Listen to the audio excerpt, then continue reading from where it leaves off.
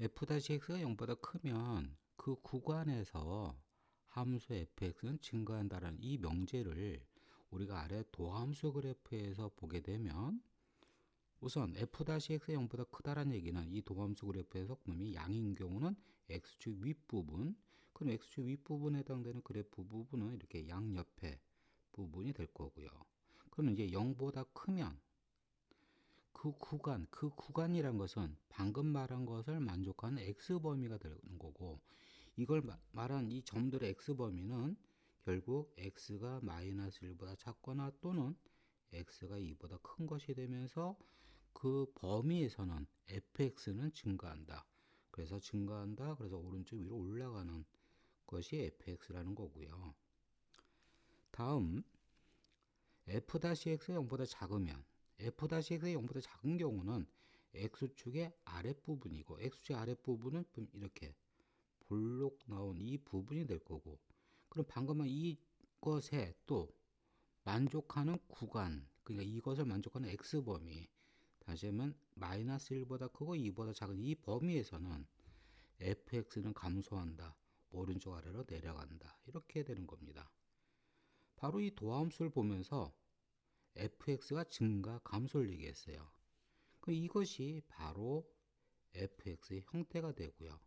그럼 이것에 따라서 이제 fx의 그래프를 그려보면 먼저 x가 마이너스 1, 그러니까 위에 그냥 x축처럼 여기가 이 정도가 x가 마이너스 이렇게 점선으로 표현할게요. x가 마이너스 1, x가 이렇게 2 이렇게 표현해보고, 여기에 따라서 이제 fx 형태 다시 그려보면 x가 마이너스 1보다 작은 구간에서는 증가한다 그랬어요. 그러니까 올라가게끔 오른쪽 위로 올라가게끔 그리고요.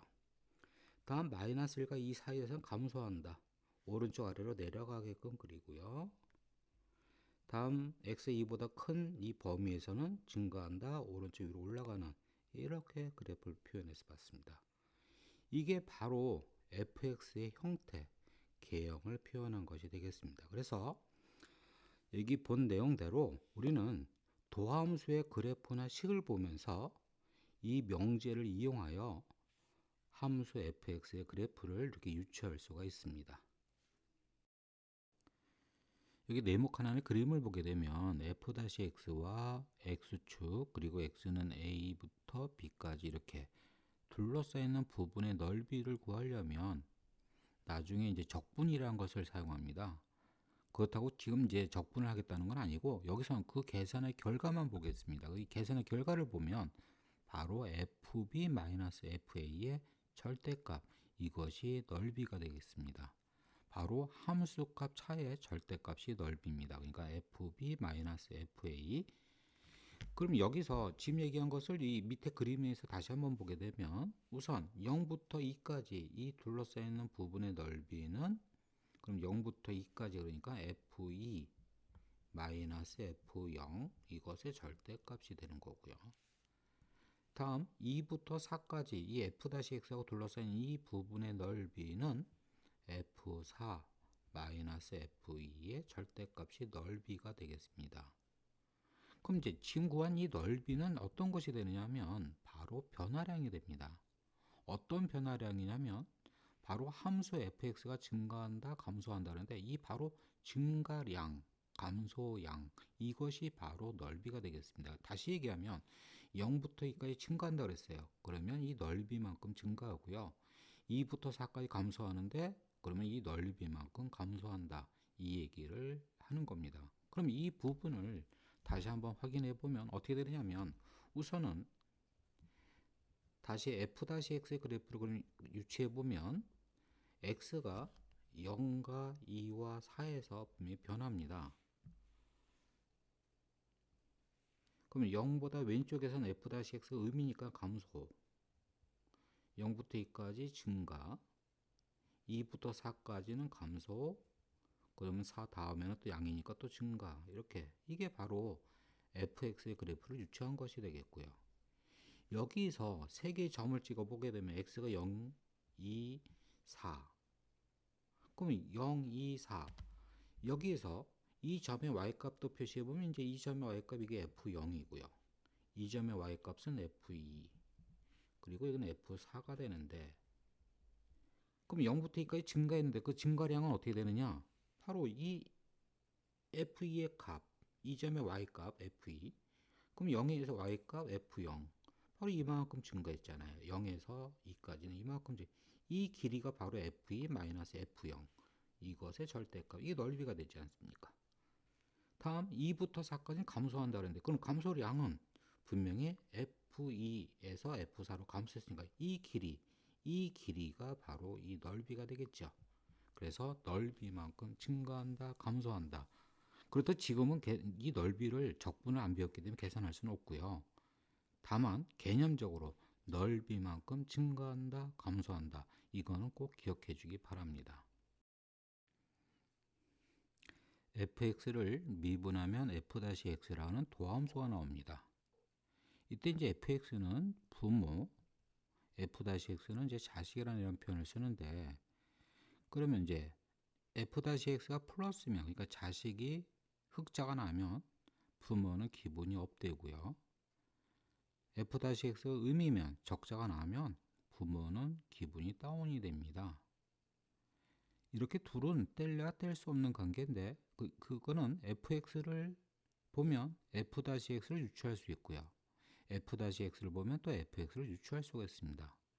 근데 이런 얘기를 왜 하느냐 하면, 나중에 보면 이걸 또 미분한, 그러니까 한 번 미분한 걸 또 미분하면 이제 두 번 미분한 것이 되고, 그렇게 나왔을 때 이 둘은 또 부모 자식 관계가 됩니다. 그럼 이 둘의 관계는 위에 부모 자식 관계를 동일하게 됩니다. 그리고 여기서 이제 fx하고 f-x의 관계, 이거는 나중에 또 다시 공부하게 됩니다. 이 부분은. 그래서 우선은 둘은 뗄래야 뗄 수 없는 관계로서 서로 유추할 수 있다는 거, 이것을 강조를 하면서 이제 이 문제를 풀기로 하죠. 분명히 도함수가 있습니다. 도함수가 있고, 그 다음에 이제 fx를 유추해야 되는데, 그럼 이제 여기 0이 되는 x가 0, 또 도함수가 0이 되는 3, 이걸 기준으로 해서 결국 fx를 보는데 0보다 왼쪽에서 그런 감소, 또 0보다 오른쪽에서 또 음이에요. 0부터 3까지 계속 음입니다. 그럼 계속 감소가 되겠고요. 다음 3 다음은 도함수가 양이니까 또 증가, 이렇게 됩니다. 그래서 이것이 fx의 그래프가 되고 유추한 것이 되고, 그럼 여기서 최소값은 f3이라고 하는 답은 4번이 되겠습니다. 예, 여기 문제는요, 아래 그림처럼 도함수의 그래프를 주어지고, 그리고 함수 fx에 대한 물음이 되겠습니다. 그래서 fx의 그래프를 유추하는데 먼저 부호를 봐야 되겠고 해서 x를 미리 기준 잡으면 x가 마이너스 3과 0과 3을 기준해서 먼저 마이너스 3 왼쪽에서는 그래서 감소, 그 다음 마이너스 3부터 0까지 양, 증가. 대신 여기서 또 하나 중요한 것은 이 도함수가 원점 대칭입니다. 원점 대칭이라 하면 결국은 여기 증가량 이 넓이와 감소량 이 넓이가 같다는 거죠. 이 넓이가 같다는 얘기는 마이너스 3부터 0까지 증가한 거, 또 0부터 3까지 감소하니까 결국 마이너스 3의 y값이나 3의 y값이 동일하다는 얘기입니다. 다음 3보다 큰 쪽은 또 양이니까 다시 증가하는, 이렇게 해서 fx의 그래프를 유추해냈고요. 그럼 이제 이걸 보면서 결국은 이제 기억, 니은, 디귿을 볼 텐데, 먼저 기억. 이 함수 fx는 열린 구간에서 감소한다. 사실 이 감소 증가 이 부분 동함수에서만 해결해도 되지만, 그냥 fx에서 본다면 분명히 기억번 보게 되면 x가 마이너스 3보다 작은 이 구간과 0부터 3까지 이 구간에서 분명히 감소합니다. 이 감소하는 구간인데, 이때 여기 나타낸 이거 a보다 크고 a 플러스 1보다 작다라는, 결국 이 구간의 크기 1이에요. 이 구간의 크기 1이 되는데 이 구간에서 감소한다. 예를 들어서 a 대신에 0을 대입하면 분명히 0보다 크고 1보다 작다. 분명히 0과 1 사이에서는 0과 1에서는 감소하고 있지 않습니까? 다시 얘기하면 이것에 포함되면 분명히 다 감소한 구간이 되는 거니까, 이것에 포함되는 중에서 a 가장 큰 거는 그러면 a 대신 2가 들어간 거겠죠. 그래서 2보다 크고 3보다 작은 이게 가장 큰 a 값이 될 겁니다. 그래서 2가 된다는 기억은 옳은 것이 될 거고요. 다음 니은. 니은은 f-3이 양이면, 그럼 f-3이 양이면 이 점의 y값이 양이면 결국 f3의 값도 같은 거니까 이것도 양일 거고요. 이 두 개가 가장 작은 채소가 양이란 얘기는 결국 나머지들의 값도 다 양이 되겠죠. 해서 결국 모든 실수 x에 대하여 양이다. 예, 그래서 니은도 옳은 것이 되겠습니다. 다음 디귿. f0이 0이다. f0이 0이면, 그럼 f0이 0이라는 것은 x가 0인 이 점의 y값이 0이라는 얘기고, 그럼 우선 이것은 분명히 y축이 될 거고요. 이때 이것의 y값이 0이라는 얘기는 수평으로 보면 이게 x축이 될 겁니다. 이게 x축이 됩니다. 이때 이 방정식은 결국은 이것의 근은 분명히 fx가 0 또는 f-x가 0의 근이 바로 위에 방정식의 근이 될 텐데, 그럼 여기서 fx가 0이 되는 것은 근이 몇 개냐면 분명히 하나, 둘, 셋 이렇게 세 개가 될 거고요. 또 f-x가 0이 되는 근은 역시 보면 하나, 둘, 세 개가 됩니다. 그 근을 다 쓰게 되면 x가 -3과 0과 3이 될 거고요. 그럼 여기서 fx는 결국 이 세 개는 지금 여기 모르는데 나중에 더 공부해 보면 이게 이제 4차함수라는데 이게 사실 1대 루트 3에서 여기가 3루트 3입니다. 사실 이건 나중 얘기고요. 실제 그러니까 여기는 3보다 큰 쪽에 분명히 여기 근이 이렇게 있을 겁니다. 그래서 여기 세 개가 존재하는 대신 여기서 0은 겹치지 않습니까? 0은 겹치니까 결국은 총 5개이다. 이런 것도 옳은 것이 되겠습니다. 그래서 답은 5번입니다. 여기 주어진 함수 h를 양변을 미분하면 h-x는 f-x 마이너스 g-x가 되어서, 그러면 주어진 조건을 이용해서 h에 대한 이 h-x의 양과 의미라고 하는 부호를 판단할 수 있을 거고요. 그럼 이렇게 판단을 할 수 있다는 얘기는 결국 함수 h의 그래프를 유추하라는 얘기겠죠.